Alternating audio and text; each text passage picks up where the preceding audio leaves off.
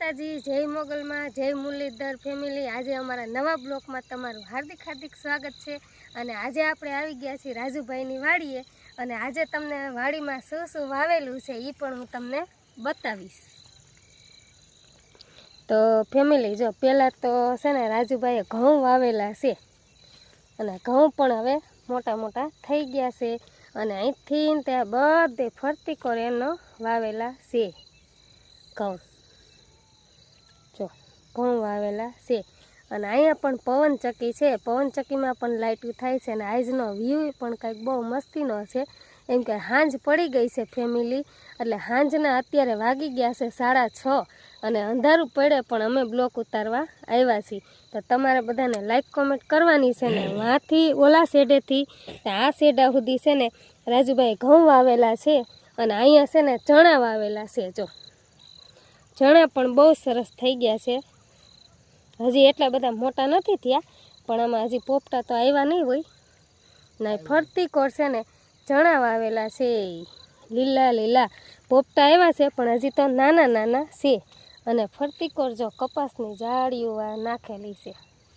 પહેલાં કપા વાવેલો હતો અને આ તો વાડીઓનો વિસ્તાર રહ્યો ફેમિલી। બહુ ઠંડી પણ હવે પડવાની તૈયારીમાં છે કેમ કે અંધારું થઈ ગયું છે ને ફરતી કોર છે ને પવનચક્કી છે। જોઈ લેજો ફેમિલી, જો આજનો વ્યૂ પણ કેટલો મસ્તીનો લાગે છે જો છે ને। અને બધે ચણા વાવેલા છે એમ કે અંધારું થવાની તૈયારી છે જો। અને ફેમિલી આજે છે ને તમને રામાપીરનું મંદિર, સામે રામાપીરનું મંદિર છે, ત્યાં પણ તમને હું દર્શન કરાવવા લઈ જઈશ। અહીંયા કેમ કે અમારા ગામમાં તો ઘણા બધા મંદિર છે। અમારા ગામમાં રાજુભાઈ છે, રાજુભાઈને પણ જો ફેમિલી આમાં પોપટો આવેલો છે જો છે ને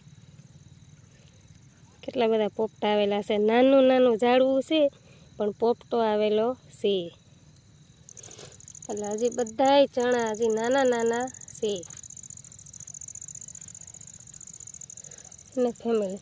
તો તમને બધાના બ્લોક અમારા નવા નવા કેવા લાગે છે અને ઝટકા પણ એણે રાખી દીધા છે। જો આ ઝટકા છે હો ફરતી કોર।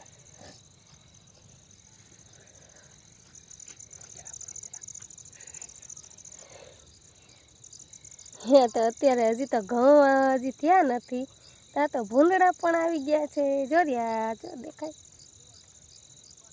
જો તમારે જોરિયા જોરિયા 2-3 છે। રાતે ધ્યાન બહુ રાખવું પડે ને અહીં આખી પાણીની પાઇપલાઇન પણ ફિટ કરેલી છે હજી એમ તો ઘણું બધું વાવે છે અમારા રાજુભાઈ।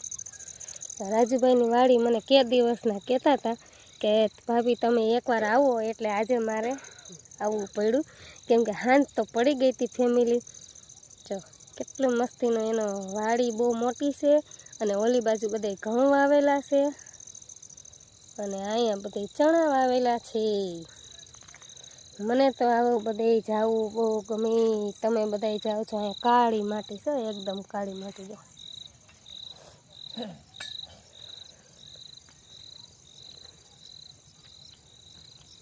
અમારા લખાભાઈ પણ હારે આવ્યા છે ને એ ચણા બધી વાવેલા છે હળ છે, હળ છે ને, હા હળ છે ને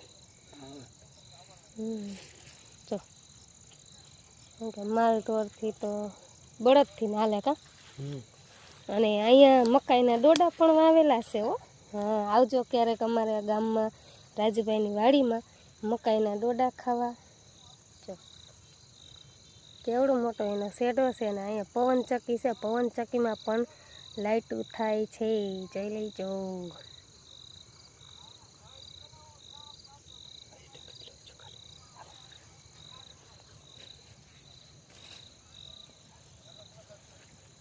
જો ફેમિલી બધે મકાઈના ડોડા વાવ્યા છે, મકાઈ વાવી છે હજી।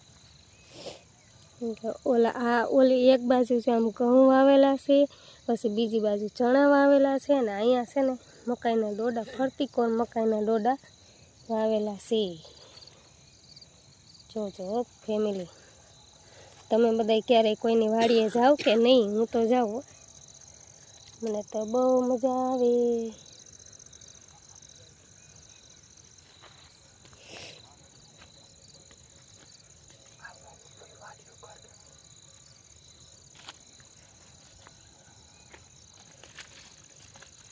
ફેમિલી, તો ભીની ભીની માટી છે, કાળી કાળી, પગ પણ ખૂંચી જાય છે. જો મકાઈ વાવેલી છે બધે.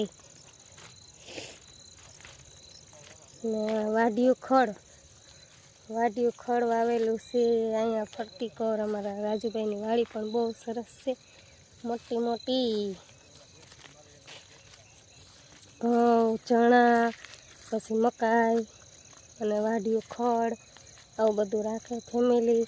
તો તમને અમારો આ બ્લોગ કેવો લાગે છે એ પણ લાઈક કોમેન્ટ કરવાની છે. ને આજનો વ્યૂ પણ બહુ સરસ છે અને હવે અંધારું થતું રહેશે.